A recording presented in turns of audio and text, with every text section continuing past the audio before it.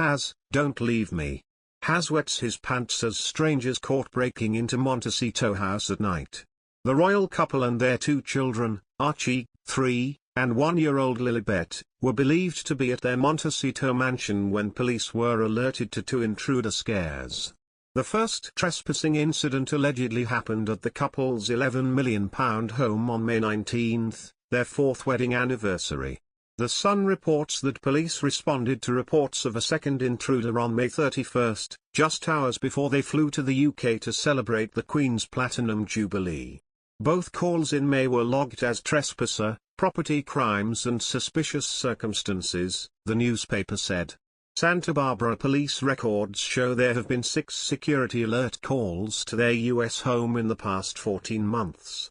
The royal couple have employed ex-President Barack Obama's former bodyguard Christopher Sanchez and Michael Jackson's former security chief Alberto Alvarez to protect their residence.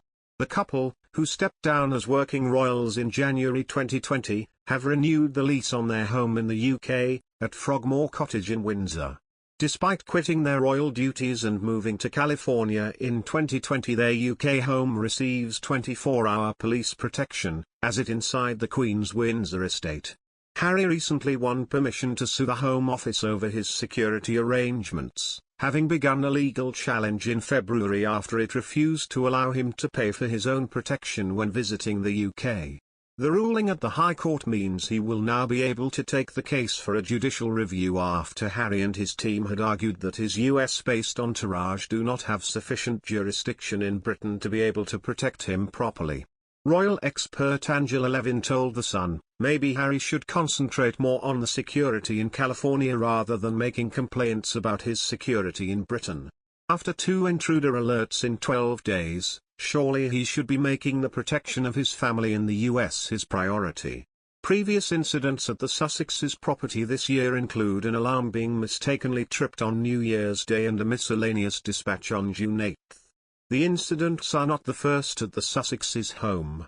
On Christmas Eve 2020, a man allegedly trespassed and returned on Boxing Day before being arrested.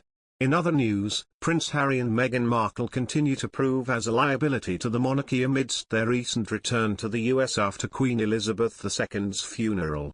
During her appearance on GB News Live, royal commentator Kinsey Schofield said, "Harry and Meghan right now are proving to be a liability to the monarchy. I think that if they do want to work their way back in, it's going to take a long time to establish trust and they should work for that," she continued. "I don't think it's as easy as we've had a death in the family, so let's just move them back in. They've done hurtful things, specifically the Oprah interview, that was just as detrimental to the monarchy as the death of Princess Diana," Kinsey explained. "That's how horrible the feedback was for the royal family after the Oprah interview.